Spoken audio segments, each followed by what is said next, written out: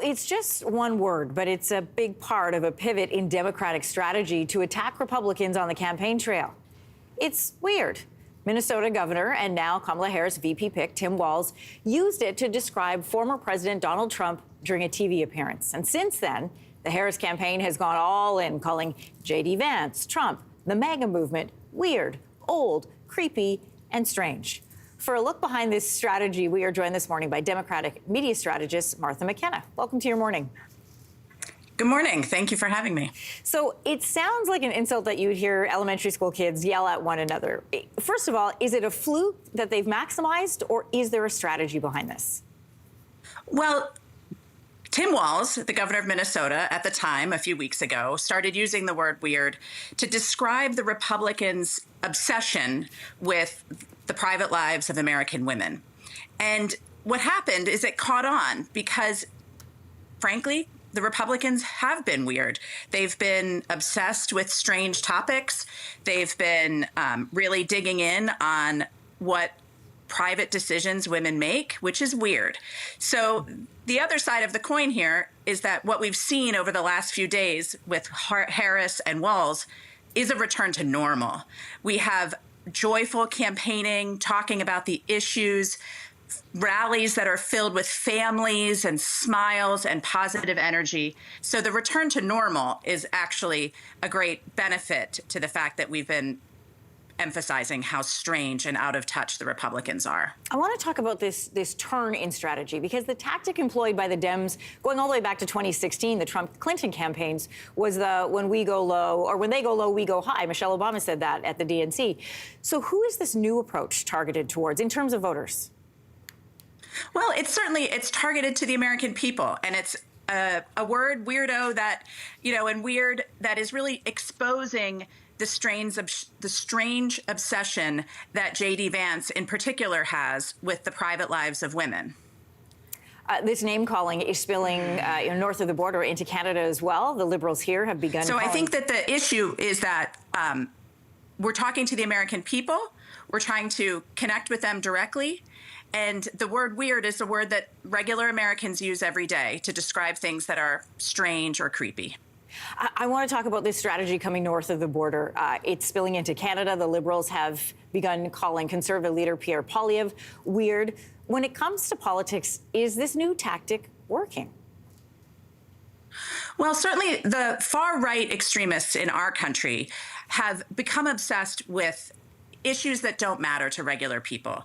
What people read, what kids read, what books they can check out of the library, cameras in classrooms to determine what teachers are teaching, tracking women and girls' menstrual periods. These are things that are common among the right-wing extremists in our country. And so that is now finally being called out as strange and weird, and it's long overdue.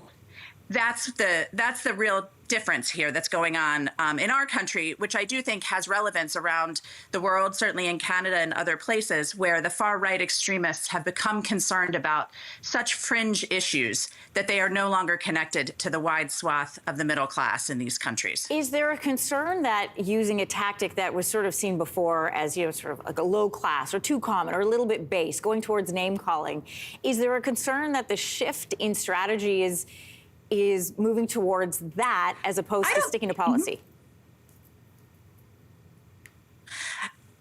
I feel like it's a relief that people are finally calling out the policies that the far-right Republicans are interested in, because it's not just their views that are out of touch and strange.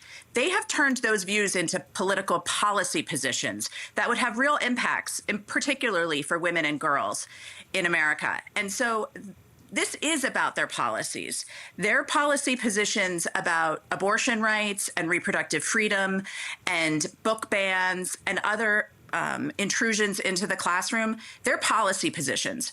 The policy positions that they have that are informed by their strange obsession with the role of women and girls in society, that has policy impacts that we're finally shining a light on and calling out for their strange and weird implications. I've heard the word relief used a couple of times by people who are saying they're glad to be finally speaking plain and calling things what they are. Trump did an interview with streamer Aiden Ross last week. It had more than 500,000 live viewers at its peak, during which he hurled different insults at Kamala Harris. What's been the Republican response to this shift and being called weird, old, creepy, or strange?